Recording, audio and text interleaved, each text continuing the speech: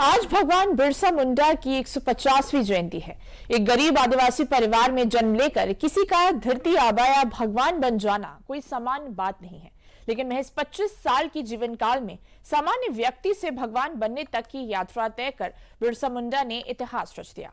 आदिवासी हितों के लिए समर्पित बिरसा मुंडा ने आदिवासी समाज की दशा और दिशा बदलने के साथ साथ आदिवासी समाज के लिए एक नए युग की शुरुआत की।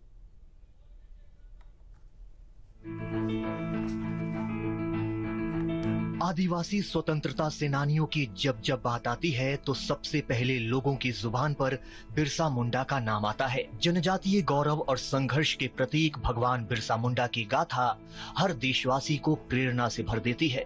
ये उनके संघर्ष का ही परिणाम था कि आदिवासियों के लिए विशेष कानून बना और आजादी के आंदोलन में उनका अमिट योगदान ही था कि उनकी याद में हर साल 15 नवंबर को जनजातीय गौरव दिवस मनाया जाता है, जिसकी घोषणा प्रधानमंत्री नरेंद्र मोदी के नेतृत्व में भारत सरकार ने 2021 में की थी। बिरसा मुंडा का जन्म 15 नवंबर 1875 को झारखंड के उलीहातू में एक मुंडा परिवार में हुआ। ये वो समय था जब ब्रिटिश राज ने मध्य और पूर्वी भारत के घने जंगलों में घुसपैठ करना शुरू कर दिया था। अंग्रेजों की इस नापाक हरकत ने आदिवासी समुदाय को काफी नुकसान पहुंचाया, जो सदियों से प्रकृति और प्राकृतिक संसाधनों के साथ सामंजस्य बनाकर रह रहे थे। अंग्रेजों ने छोटा नागपुर क्षेत्र में जमींदारी व्यवस्था शुरू की, जिससे परंपरागत आदिवासी खुंडकट्टी कृषि प्रणाली नष्ट हो गई। खुंडकट्टी प्रणाली में आदिवासी लोग भूमि के संयुक्त रूप से मालिक होते थे।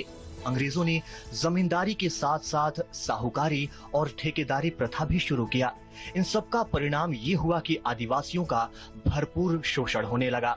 अंग्रेजों ने जंगलों में घुसपैठ करने के साथ ही आदिवासी क्षेत्रों में बड़े पैमाने पर धर्मांतरण भी शुरू कर दिया। बिरसा मुंडा ने इसका विरोध करते हुए ब्रिटिश शासन और धर्मांतरण के खिलाफ आंदोलन चलाया। इसके साथ ही उन्होंने मुंडाओं और अन्य आदिवासी समुदायों में प्रचलित कई अंधविश्वास रीति रिवाजों को खत्म करने की मुहिम भी छेड़ दी। अंग्रेजों के शोषण और धर्मांतरण की नीति के खिलाफ बिरसा मुंडा ने आदिवासी समाज को जागरूक किया। आदिवासियों को जल, जंगल और जमीन की रक्षा के लिए प्रेरित करते हुए बिरसा मुंडा ने 1899 और 1900 में उल गुलान यानी महा उथल पुथल आंदोलन शुरू किया। ये विद्रोह सामंती व्यवस्था, जमींदारी प्रथा और अंग्रेजी हुकूमत के खिलाफ था। इस आंदोलन में मुंडा, उरांव और कुछ गैर आदिवासी लोग भी शामिल थे। आंदोलन के दौरान बिरसा मुंडा का प्रभावशाली नारा अबुआ राज एते जाना, महारानी राज टुंडू जाना, यानी रानी का राज्य समाप्त हो और हमारा राज्य स्थापित हो, आदिवासी सशक्तिकरण के लिए एक नारा बन गया। साल 1900 में बिरसा मुंडा को गिरफ्तार कर लिया गया।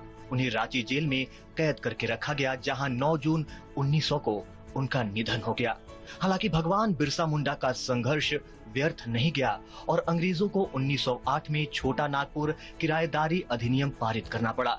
इस अधिनियम के तहत आदिवासियों की भूमि को गैर आदिवासियों को देने पर प्रतिबंध लगा दिया गया।